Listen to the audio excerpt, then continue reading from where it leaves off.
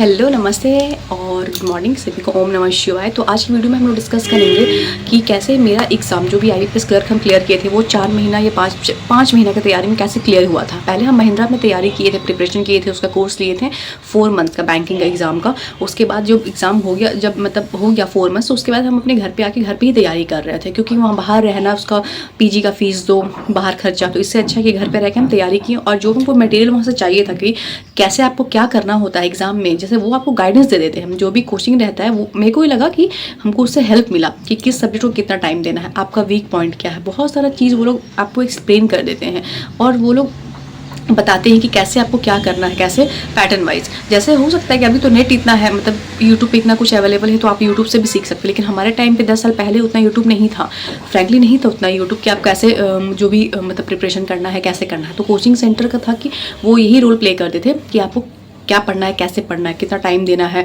तो ये सब था। तो उस टाइम पे मतलब जो था वो हम आपको आज के वीडियो में डिस्कस करेंगे कि कैसे हम अपना तैयारी किए थे। जो सब्जेक्ट था वो सब किस सब्जेक्ट पे कितना टाइम दिए, किस सब्जेक्ट को कैसे पढ़े, कहाँ से पढ़ें, क्या चीज़ हमको हेल्प किया। मतलब जैसे मान लीजिए कि अगर आप इंग्लिश में कमज़ोर हैं तो आपको इंग्लिश में क्या करना है, जैसे कि आपका अच्छा है इंग्लिश में, आप अच्छा मार्क्स ले के आएँ, या फिर जो भी आपका वीक पॉइंट है उसे ओवरकम करना, कैसे टाइम मैनेज करना, कैसे सॉल्व करना, रीजनिंग को कैसे फास्ट सॉल्व करना है, या फिर और भी बाकी जो चीज़ है वो इस वीडियो में हम बताएंगे कि कैसे हम अपना तैयारी किए थे। और हमको लगा था नहीं कि इस बार क्लियर हो जाएगा, इस बार मेरा जॉब पक्का है। नहीं तो आदमी को कॉन्फिडेंस नहीं आता है कि कैसे मतलब होगा कि नहीं होगा, तो डर तो लगता है, लेकिन उसमें था कि हाँ इसमें मेरा हो जाएगा, मतलब अंदर से फीलिंग आ रहा था कि हाँ इस बार रिजल्ट फाइनल होने वाला है। तो चलिए सबके आप लोगों के साथ डिस्कस करते हैं, इस वीडियो को देखिए। और अगर आप लोग को लगता है कि कुछ आप लोग को गाइडेंस भी चाहिए है, या फिर कुछ भी जितना हम हेल्प कर पाए अपने पार्ट में, तो आप लोग जरूर पूछिएगा मेरे से। तो चलिए आगे बढ़ते हैं इस वीडियो में। तो सबसे पहला जो पॉइंट है वो है कि आपको एग्ज़ाम पैटर्न को समझना, कि एग्ज़ाम का जो पैटर्न है वो कैसा है, किस टाइप का क्वेश्चन आ रहा है, किस टाइप का कौन सा डिपार्टमेंट, जैसे मान लीजिए कि रीजनिंग है उसमें कितना मार्क्स है, मैथ्स है उसमें कितना मार्क्स है, इंग्लिश है उसमें कितना मार्क्स है, और पैटर्न क्या है, किस टाइप का क्वेश्चन वो लोग पूछते हैं। जैसे रीजनिंग है तो उसमें सिटिंग अरेंजमेंट का क्वेश्चन आना ही आना है, तो उसको आप बहुत अच्छा से करके जाना है किसी भी चीज़ में। तो इसीलिए सबसे पहला जो पॉइंट है मेरे हिसाब से वो है कि एग्जाम पैटर्न को समझना। रीजनिंग में जो जो इंपॉर्टेंट पॉइंट्स है, जैसे है सिटिंग अरेंजमेंट, उस टाइम पे सिटिंग अरेंजमेंट था तो वो आपको है कि उसमें इतना 5 मार्क्स का क्वेश्चन आएगा, तो आपको सिटिंग अरेंजमेंट करके जाना मतलब था कि नहीं, सिटिंग अरेंजमेंट अगर आया तो हमको उसमें 5 मार्क्स लाना ही है, वो गलत नहीं हो सकता है। तो इसीलिए जो जैसे एग्जाम पैटर्न हुआ ना आपका, या फिर मैथ्स, इस मैथ्स में भी था कि इस जैसे कि रेशियो से इतना क्वेश्चन आएगा, आपका टाइम एंड वर्क से इतना क्वेश्चन आएगा, तो पर्टिकुलर चैप्टर वाइज इस चैप्टर से इतना मार्क्स आ रहा है, तो हम उस चैप्टर को बहुत अच्छा से करके जाएं, ताकि उस चैप्टर में, उस पर्टिकुलर चैप्टर में कहीं भी हमसे कोई गलती ना हो और हम श्योर हैं कि नहीं इसका आंसर सही है। और निगेटिव मार्किंग ये इसलिए भी ज़रूरी है क्योंकि जैसे कि है कि आप एग्जाम पैटर्न जान रहे हैं कि इसमें इतना ये है, जैसे मान लीजिए कि अगर टाइम एंड वर्क है तो उसका आप बहुत अच्छा से करके गए तो वो आंसर गलत नहीं होगा, आप श्योर रहेंगे कि नहीं चलो इसमें मेरा मार्क्स आ रहा है। तो सबसे पहला जो पॉइंट, कोई भी अगर एग्जाम दे तो उसको एग्जाम पैटर्न को समझना जरूरी है। ऐसे ही नहीं कि हाँ पढ़े जा रहे हैं और ठीक है देख लेंगे उस टाइम पर, नहीं, उस एग्जाम पैटर्न को समझिए, किस चैप्टर से कितना मार्क्स आ रहा है, इंग्लिश से क्या क्वेश्चन आ रहा है, रीजनिंग में क्या आ रहा है, मैथ्स में क्या आ रहा है, कंप्यूटर में क्या आ रहा है। तो सब चीज़ को जानना बहुत ज़्यादा ज़रूरी है एग्ज़ाम पैटर्न को। तो इसीलिए हम सबसे पहले किए थे कि एग्ज़ाम पैटर्न को समझें। बहुत सारा क्वेश्चन देख रहे थे कि क्या है, कैसा आ रहा है, कैसा आ रहा है, तो उससे हम चैप्टर पे फोकस किए। तो इसीलिए सबसे पहला पॉइंट जो मेरे लिए काम किया था वो एग्जाम पैटर्न को समझना था, कि एग्जाम पैटर्न बहुत अच्छे से समझना है, कितने मार्क्स का है और कौन सा चैप्टर में कितना मार्क्स दिया गया है, वो बहुत ज़रूरी है समझना। तो ये मेरे लिए बहुत काम किया था। तो इसे जो भी तैयारी कर रहे हैं उनको वो अपने एग्जाम पैटर्न को बहुत अच्छा से समझे, तो उसके बाद उनको उनके लिए ईजी रहेगा। दूसरा पॉइंट हम किए थे कि अपना जो भी पढ़ाई का टाइम है वो मेरा प्लान किया हुआ था कि हमको इस टाइम से इस टाइम तक पढ़ना है। मान लीजिए कि ठीक है बहुत लोग होता है कि 10 घंटा 12 घंटा पढ़ते हैं, बट हम उतना नहीं पढ़ते, क्योंकि हमको लगता है कि अरे ठीक है 5 से 6 घंटा भी अगर आप पढ़िएगा अच्छे से, मतलब सीरियसली अगर आप 5 से 6 घंटा भी पढ़ रहे हैं तो आपका एग्जाम निकल सकता है। क्लर्क का एग्जाम जो हम उस टाइम आज से 10 साल पहले का बात बता रहे हैं, तो उस टाइम पे तैयारी किए थे तो निकल गया था मेरा। और हमको लगता है आज की डेट में भी अगर कोई मन लगा के 6-7 घंटा भी पढ़ रहा है, पढ़ाई कर रहा है सीरियसली, उस टाइम में उसका दिमाग कहीं भी डाइवर्ट नहीं हो रहा है, तो वो है कि वो उनका एग्जाम क्लियर होगा। ऐसा नहीं कि 12 घंटा पढ़ रहे हैं फिर भी एग्जाम क्लियर नहीं हो रहा, क्योंकि आपका दिमाग कहीं और है, आप मेंटली उस जगह में नहीं प्रेजेंट है। इसीलिए आपको पढ़ना है तो एकदम दिमाग से पढ़ना है कि नहीं हम जो पढ़ रहे हैं वो मेरे दिमाग में समझ आ जाए। जैसे मेरा प्लान है, हम सोचे कि नहीं हम रात को पढ़ेंगे, जब सब लोग सो जाएंगे तब हम पढ़ेंगे। तो मेरा यही होता था, हम रात को ज़्यादा पढ़ते थे क्योंकि हम सुबह उठने वाले में से नहीं है कि हम सुबह 4 बजे उठ के पढ़ाई कर पाए। बहुत लोग होता है कि वो सुबह 4 बजे उठ के पढ़ लेते हैं, लेकिन मेरे से सुबह उठ के पढ़ना मेरे लिए बहुत टफ है। हम रात को पढ़ सकते हैं, 1, 2, 3 बजे तक पढ़ लेंगे, फिर उसके बाद सोएंगे ताकि सुबह हम लेट तक उठ रहे हैं।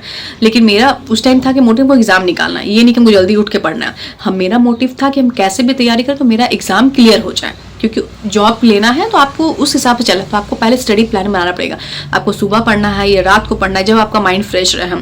मेरा लगता है कि नहीं, हमको रात को पढ़ना मेरे ज़्यादा ईजी है, सुबह पढ़ना मेरे लिए टफ चीज़ है, सुबह नहीं उठ के पढ़ सकते, तो इसलिए हम रात को ज़्यादा पढ़ाई करते थे। तो मेरे लिए वो पॉइंट काम किया। बहुत लोग सुबह उठ के पढ़ते तो बोलते हैं सुबह पढ़ाई दिमाग में जाता है, रात मतलब सुबह माइंड फ्रेश रहता है, तो पर्सन टू पर्सन डिपेंड करता है। तो मेरे संग था कि हम रात को पढ़ते थे। तो इसलिए जो भी है वो आप स्टडी प्लान कीजिए अपना, जो भी है मतलब किस टाइम पे पढ़ना है, किस टाइम में उठना है, किस टाइम में सोना है, तो वो एक प्लानिंग होना चाहिए आपके लाइफ में, ताकि आप उस गोल को अचीव कर सके। अगर प्लानिंग नहीं है तो फिर वो अचीवमेंट बहुत मुश्किल हो जाता है। अगर आपका प्लान क्या हुआ है कोई भी चीज़, आप जैसे आप बनाए हुए हैं 4 घंटा पढ़ना है, अगर 2 घंटा पढ़ें, आप 2 घंटा बाकी है, तो फिर आपके दिमाग में रहेगा कि नहीं वो 2 घंटा भी हमको पढ़ाई करना है उस दिन में, मतलब वो छूटना नहीं चाहिए 4 घंटा। वो रिदम जो है ना वो आपका मेंटेन रहता है स्टडी प्लान बनाने से। कोई भी चीज़ अगर आप प्लान करके कर रहे हैं, प्लान करके पढ़ाई कर रहे हैं, तो वो आपके दिमाग में रहेगा नहीं, वो 4 घंटा एनी हाउ पढ़ना ही पढ़ना है, तभी आपका कुछ हो पाएगा, तभी आप सक्सेस मिलेगा आपको। नहीं तो हाँ आज 2 घंटा पढ़ लिए, कल नहीं पढ़ें, फिर 2 दिन पढ़ें, फिर 2 दिन नहीं पढ़ें, तो वैसा नहीं होगा। कंसिस्टेंसी जो चीज़ है ना, कि स्टडी प्लान बनाने से कंसिस्टेंट रहेंगे आप उस चीज़ में, तो वो एक चीज़ है जो हम किए थे कि अपना स्टडी प्लान बनाए थे कि इस टाइम पे हमको पढ़ना है, चाहे कुछ भी हो जाए, हमको रात में पढ़ना है, हमको रात में 3 घंटा पढ़ना ही पढ़ना है, कुछ भी हो जाए। तो इसीलिए ये बहुत इंपॉर्टेंट चीज़ है। तो मेरे हिसाब से दूसरा पॉइंट यही रहेगा कि आप स्टडी प्लान बनाइए। जो लोग भी तैयारी कर रहे हैं वो अपना स्टडी का प्लान बनाइए कि आपको इस टाइम से इस टाइम में पढ़ाई करना है, और फिर देखिए आपको खुद दिखिएगा उसमें डिफरेंस, आपको पता चलेगा कि क्या है। तो दूसरा पॉइंट मेरे हिसाब से ये है जो मेरे लिए काम किया था, मतलब मेरे लिए बहुत वर्क किया था। तो तीसरा चीज़ जो मेरे लिए मतलब हमको बहुत हेल्प किया वो था मॉक टेस्ट, ऑफलाइन उस टाइम में ऑफलाइन भी हम लोग मॉक टेस्ट दिए थे जो पेपर वाला। अब तो सब एग्ज़ाम ऑनलाइन हो गया है, उस टाइम तो ऑफलाइन हो रहा था मॉक टेस्ट। उस टाइम में ऑनलाइन मतलब नया नया आया ही था, लेकिन हमको याद है कि हम ऑफलाइन मॉक टेस्ट भी दिए, मतलब जाके मतलब सेंटर में बैठ के, जैसे महिंद्रा का उनका अलग सेंटर था जहाँ पे मॉक टेस्ट होता था, तो वहाँ पे रिकॉर्ड भी रहता था कि आप मतलब इतना टाइम है आपको मॉक टेस्ट आप अटेम्प्ट कीजिए, फिर पेपर सबमिट कीजिए और फिर आपको पता चलेगा कितना आप अटेम्प्ट किए हैं। और साथ में उसमें क्या था ना कि आपको मॉक टेस्ट का पेपर भी मिल जाता था, तो आप घर में भी आके मॉक टेस्ट प्रैक्टिस करते थे हम लोग। जैसे हम अपने घर में हैं तो अपना पेपर लाएं, अपना घर में तैयारी कर रहे हैं कि हाँ ये क्वेश्चन आ रहा है, इस टाइप का क्वेश्चन आ रहा है, इस डिपार्टमेंट से इतना मार्क्स है। तो मॉक टेस्ट बहुत हेल्प करता है, क्योंकि आपको जैसे कि है कि आपको पता है कि हमको 2 घंटा में पेपर कंप्लीट करना है, तो मॉक टेस्ट सॉल्व करते करते अगर आपको 2 घंटा 15 मिनट लग रहा है तो आपको लगता नहीं हमको स्पीड बढ़ाना है और अपने स्पीड को इंक्रीज करना है, ताकि हम उस टाइम पीरियड में अपना बेस्ट दे पाएँ, अपना सारा जो भी क्वेश्चन है वो हम दे पाएँ। तो मेरे लिए मॉक टेस्ट बहुत हेल्पफुल था, मतलब मॉक टेस्ट हम देते गए तो मेरा स्पीड बढ़ते गया, और स्पीड के साथ साथ माइंड भी बढ़ते जाता है कि नहीं आपको ये क्वेश्चन सही है, ये क्वेश्चन सही है, तो उसमें आपको ध्यान भी रखना ना कि सही आप कर रहे हैं, क्योंकि आपका देखिए रीजनिंग है तो उसमें वो टाइम टेकिंग है, रीजनिंग आपको टाइम टेकिंग रहता है। सिटिंग अरेंजमेंट है, मतलब कि बहुत बार सर्कल में सिटिंग अरेंजमेंट रहता है, फेसिंग आउटवर्ड, फेसिंग इनसाइड, तो वो बहुत ध्यान से आपको करना है, क्योंकि अगर आपका एक गलत हुआ उसमें, आप अगर एक जगह गलत बैठा दें किसी को, तो फिर वो पूरा पैटर्न ही गलत बन जाएगा, और फिर जो भी उसके संग 5 क्वेश्चन रहेगा वो सारा ही गलत हो जाएगा। इसीलिए सिटिंग अरेंजमेंट हुआ, ये सब बहुत फोकस करके करने का रहता है। तो इसीलिए उस टाइम रहता है कि इस टाइम में हमको बनाना है, मतलब कि अगर लग रहा है कि नहीं हो रहा तो फिर हम नेक्स्ट क्वेश्चन में पास होना है।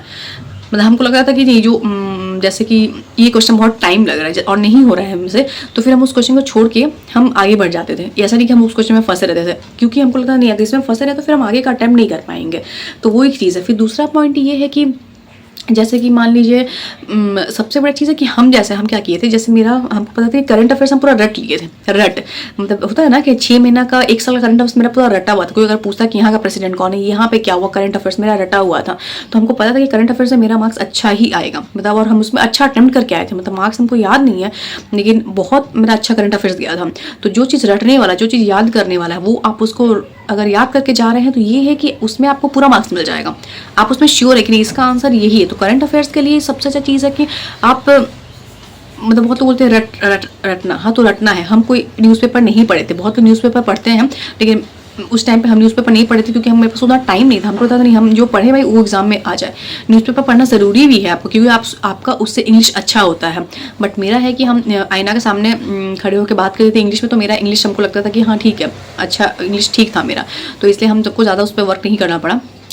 तो इसलिए मतलब है कि आपको मतलब मॉक टेस्ट प्रैक्टिस करते रहना है। मॉक टेस्ट जितना प्रैक्टिस कीजिएगा ना उतना बेटर होइएगा किसी भी चीज़ में। मतलब कि आप practice makes a person perfect, आप लोग सुने ही हैं और ये चीज़ सही है। मतलब जितना मॉक टेस्ट कीजिए वो अच्छा है। तो इसीलिए सजेस्ट करेंगे कि जितने भी लोग हैं वो लोग मॉक टेस्ट प्रैक्टिस करते रहें ताकि उनका एग्ज़ाम अच्छे से क्लियर हो और वो उनको जल्दी से जल्दी जॉब लगे। और फिर उसके बाद है कि आपका जो वीक पॉइंट है, जैसे मान लीजिए कि मेरा मैथ्स बहुत वीक है, हम मैथ्स में बहुत वीक है, तो हम क्या करते थे मैथ्स लास्ट में अटेम्प्ट करते थे। जैसे मेरा सबसे अच्छा पॉइंट है कि हम करंट अफेयर्स मेरे को पता है कि हम इसमें से अच्छा अटेम्प्ट कर लेंगे, तो पहले हम करंट अफेयर्स टच करते थे। उसके बाद हमको लगता था कि नहीं इसके बाद हम इंग्लिश करेंगे, इंग्लिश मेरा उससे अच्छा है, फिर हम इंग्लिश अटेम्प्ट करते थे। फिर हम उसके बाद लगता था कि रीजनिंग करेंगे, फिर उसके बाद हम मैथ्स करेंगे। तो इसीलिए हम जो मेरे हिसाब से जो लग रहा है कि हाँ ये सब्जेक्ट में मेरा अच्छा है तो हम उसको पहले अटेम्प्ट किए। बहुत लोग होते हैं जो अच्छा वाला वो बाद में अटेम्प्ट करते हैं, बट नहीं, मेरे हिसाब से आप पहले, अगर कोई आपका अच्छा है, आप किसी सब्जेक्ट में अच्छे हैं और आपका मतलब आपको लग रहा है कि नहीं आपका सारा आंसर आ रहा है, आपको आ रहा है, आप टिक टिक टिक टिक करते जा रहे हैं, तो उससे आपका कॉन्फिडेंस लेवल बढ़ता है, नहीं हमको आ रहा है। तो फिर आप कहीं अगर लास्ट में मैथ्स आपका वीक है तो फिर आपको लगता है कि उसमें आप ज़्यादा टाइम भी दे पाएंगे।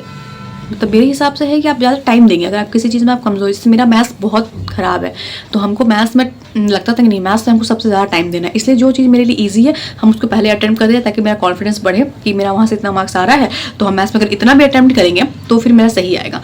और बात है कि निगेटिव मार्किंग है तो आपको गलत आंसर भी नहीं करना है, निगेटिव मार्किंग को भी देख के चलना है आपको कि निगेटिव मार्किंग भी ना हो। तो इसीलिए मतलब कि निगेटिव मार्किंग भी उस टाइम में था 3:1 था या 4:1 था, ऐसे ही था। तो निगेटिव मार्किंग से भी आपको बचना है, तो इसीलिए था कि जो कीजिए सही कीजिए, निगेटिव मार्किंग नहीं करना है आपको। ये ध्यान रखना कि निगेटिव मार्किंग ना हो आपका किसी भी ये में, तो उससे मार्क्स बहुत कम हो जाता है। और एक दिमाग में टेंशन आता है, सो गेस वर्क करके आए थे। बहुत लोग होता है कि गेस वर्क उनका सक्सेस हो जाता है, बट मेरे सेंस में नहीं होता है। हम जब गेस वर्क करते हैं वो मार्क्स ख़राब भी हो जाता है मेरा। तो इसलिए मेरा सजेशन है कि गेस वर्क ना कीजिए आप लोग कि अच्छा इसका 1 लग तो रहा है कि बी होगा तो कर दिए। नहीं, अगर आपको लग रहा है कि नहीं ये गलत है, ये गलत हो सकता है, तो उस क्वेश्चन को छोड़ दीजिए। हो सकता है उससे आपका मार्क्स कम हो जाए। अगर आप बहुत अच्छा अटेम्प्ट करके आए हैं और आप नेगेटिव मार्किंग की वजह से आपका कम हो रहा है मार्क्स, तो उसको आप लोग अवॉइड कीजिए। तो मेरे हिसाब से ये चीज़ है कि एकदम जो चीज़ आपको, जो सब्जेक्ट में आप अच्छे हैं आप पहले उसको अटेम्प्ट कीजिए। जिस चीज़ में आप थोड़ी वीक हैं, आपको वीक एरिया लग रहा है आपको, आप उसको बाद में अटेम्प्ट कीजिए। और फोकस कीजिए अपने वीक एरिया को मजबूत करने का कि मैथ्स में अगर कमज़ोर हैं आप तो मैथ्स को ज़्यादा टाइम दीजिए। जैसे कि हम मैथ्स में, मेरा मैथ्स ख़राब है तो इसलिए हम मैथ्स को बहुत टाइम देते थे, बहुत सॉल्व करते थे बैठ के, एकदम माइन्यूट चीज़ मतलब बहुत सीखते थे, इसका फार्मूला ये कैसे होगा, वो कैसे होगा। तो वो चीज़ है, अपना वीक पॉइंट पे आपको ज़्यादा फोकस करना है, जो चीज़ मेरे लिए काम किया था। तो ये एक चीज़ है। उसके बाद है कि आपका आपको टाइम मैनेज करना है एग्जाम में, क्योंकि आपके पास वहाँ लिमिटेड टाइम है, उसके बाद आपका सिस्टम बंद हो जाएगा, आप उसमें कुछ नहीं कर सकते। तो इसलिए टाइम मैनेज करके चलना है आपको कि टाइम मैनेज कीजिए और अपना उसी टाइम में आप अपना बेस्ट दे के आइए। और बस यही सोचना है कि जो हम कर रहे हैं, जो हम आंसर कर रहे हैं वो एकदम सही आंसर कर रहे हैं। तो वो एक चीज़ मेरे लिए बहुत काम किया था, टाइम मैनेजमेंट। उसके बाद है कि जैसे कोई क्वेश्चन नहीं आ रहा है तो उस टाइम में बहुत घबराहट भी होता है, तो अपने आप को बहुत उस टाइम काम रखना है, एकदम शांत रखना है मन में। ठीक है, नहीं हो रहा है कोई बात नहीं, ठीक है चलो 2 मार्क्स नहीं आ रहा है। हो सकता है बहुत लोगों का होता है, बहुत बार मेरे साथ भी ऐसा हुआ है कि हम करंट अफेयर्स से पढ़ के गए, हम श्योर हैं, फिर भी हमको लग रहा है नहीं याद नहीं आ रहा है। तो उस टाइम पे भी अपने आप को बहुत काम रखना है ताकि उसकी वजह से आपका नेक्स्ट गलत ना हो जाए, मतलब जो आगे का पेपर है वो गलत ना हो जाए, वो ख़राब ना हो जाए। तो इसीलिए ये सब पॉइंट्स है जो आपको जानना है। और जो हम अपने बारे में बताए हैं आपको कि हम मेरे एग्ज़ाम में ये सब काम किया था। जैसे कि करंट अफेयर्स हम पढ़ के गए थे, पूरा रट के गए थे। इंग्लिश अच्छा था मेरा, तो इंग्लिश में हमको उतना वो नहीं था कि इंग्लिश कैसा होगा। मैथ्स में टेंशन था, तो मैथ्स के लिए हम बहुत बहुत बहुत प्रैक्टिस किए थे। तो जो भी आपका वीक एरिया है उसमें प्रैक्टिस कीजिए और देखिए कि आपका कैसे एग्ज़ाम क्लियर नहीं होगा। एग्ज़ाम क्लियर होना ही है और अपने आप को हमेशा मोटिवेटेड रखिए, क्योंकि देखिए ये नहीं है कि और मेरा माइंड में क्या था, जैसे उस टाइम में वैकेंसी भी बहुत रहता था बैंक में। मान लीजिए कि 15,000 वैकेंसी है, ठीक है, तो हमको ये नहीं देखना है कि 15,000 वैकेंसी है। आपको सोचना है कि बस आपको तो एक सीट चाहिए, आपको एक वैकेंसी चाहिए। ये नहीं कि 15,000 ही है, इतना लोग 50,000 लोग बैठ रहे हैं, 1 लाख लोग बैठ रहे हैं, 2 लाख लोग बैठ रहे हैं, वो आपको सोचना ही नहीं है। क्योंकि हमको यही पता है कि तुमको तुम्हारे लिए सिर्फ एक सीट चाहिए, बाकी 14,099 सीट किसको मिलेगा नहीं मिलेगा वो नहीं सोचना है। आपको ये सोचना है कि आपको एक सीट चाहिए, वो भले 500 वैकेंसी रहे, ये जितना भी वैकेंसी है उसमें आपको सोचना है कि आपको सिर्फ एक सीट से मतलब है, वो एक सीट आपको मिल गया बस आपका काम खत्म। बाकी क्या होना है नहीं होना है वो नहीं सोचना है। तो सबसे पहला चीज़ ये है कि अपने आप को हमेशा मोटिवेटेड रखना है और हमेशा ये सोचना है मेरे लिए तो बस एक सीट है, मेरे लिए बस एक सीट है। तो देखिए आप ज़रूर आपका सक्सेस मिलेगा आपको। और जितना हमको याद आया हम आप लोगों से डिस्कस कर दिए कि ये पॉइंट मतलब कि मेरा हेल्प किया था।